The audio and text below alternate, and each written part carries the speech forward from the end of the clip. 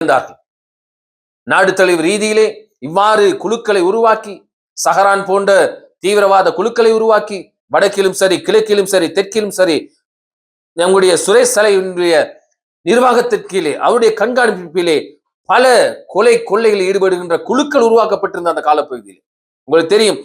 கொழும்பிலே, கொச்சிக்கடை போன்ற இடங்களிலே இவ்வாறு குண்டுதாக்கல் இடம்பெறுகின்ற பொழுது, மட்டக்களப்பிலே சீயோன் ஆலயத்திலும் இவ்வாறான பாரிய ஒரு குண்டுதாக்குதல் இடம்பெற்றது. அதிலும் பல உயிர்கள் தன்னுடைய உயிரை இழந்தார்கள். ஆகவே இவ்வாறான சூழலை பின்புலமாக யார் இருந்தார் என்று பார்த்தால், அன்று ஆரம்பத்திலே பாதுகாப்பு செயலாளராக கடமையாற்றிய கோட்டாபாய ராஜபக்ஷ பின்னொரு நாளிலே நாட்டின் ஜனாதிபதியாக மாறுகிறார். இவருடைய காலப்பகுதியிலே பார்க்கின்ற பொழுது, சஹரான் உட்பட இவ்வாறு தீவிரவாத குழுக்கள் நேரடியாக பாதுகாப்பு அமைச்சிலே புலனாய்வு அதிகாரிகள் என்ற அடிப்படையிலே அவர்களுக்கு அரசாங்கத்தினுடைய பணம் சம்பளமாக கிடைக்கப்பட்டிருக்கிறது. இது சட்ட ரீதியாக ஒப்புதல் செய்யப்பட்டிருக்கின்றது. இவ்வாறு இடம்பெற்ற அந்த விடயங்களை பார்க்கின்ற பொழுது, நிச்சயமாக நாட்டு மக்களுடைய பிரார்த்தனை, நாட்டு மக்களுடைய தேவை, இந்த மரண அவலத்திற்கு, இந்த மரண கண்ணீருக்கு, அந்த குடும்பத்தினுடைய, அந்த குழந்தைகளுடைய மரணத்துக்கு நியாயம் கிடைக்க வேண்டும். இன்று தேசிய மட்டத்திலே பல்வேறு விதமான நிகழ்வுகள் இடம்பெற்றாலும், சட்டம் நடைமுறைப்படுத்தப்படுகின்ற இந்த காலப்பகுதியிலே இன்று நாட்டினுடைய மக்களை இவ்வளவு காலமாக மக்களை இன ரீதியாக, மத ரீதியாக, பிரதேச ரீதியாக பிரித்து ஆளுகை செய்த சில தலைமைகள் இன்று அதை நியாயப்படுத்துவதற்கான ஒரு போக்கை இன்று கையாண்டு கொண்டிருக்கிறது.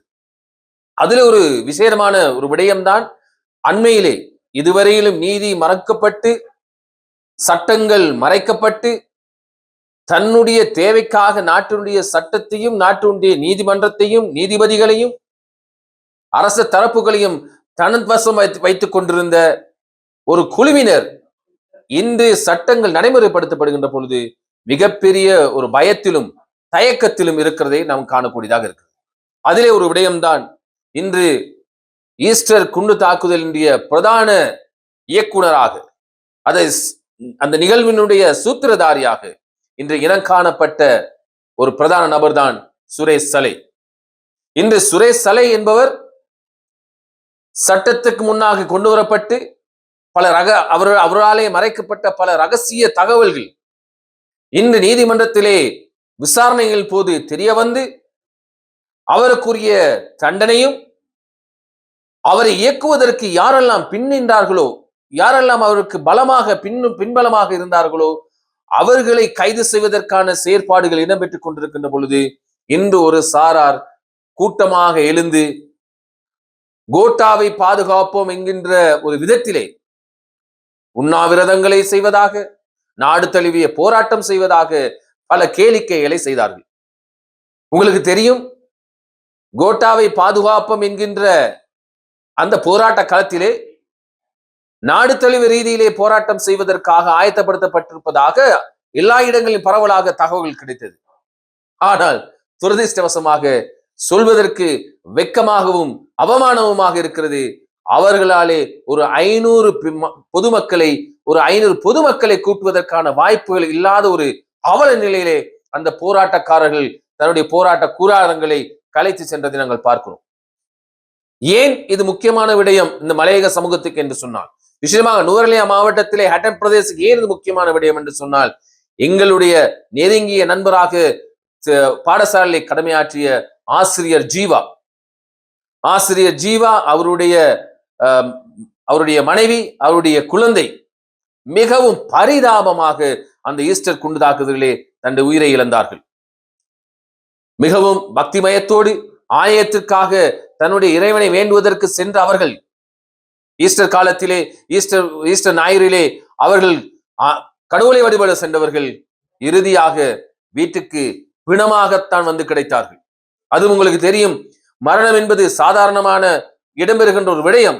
ஆனாலும் அந்த மரணத்தின் போது சொந்த குடும்பத்தார் தன்னுடைய இழந்த உறவினுடைய முகத்தை பார்ப்பது கூட முடியாத ஒரு அவல நிலை இடம்பெற்றது அந்த ஈஸ்டர் குண்டு தாக்குதலின் பின்பதாக.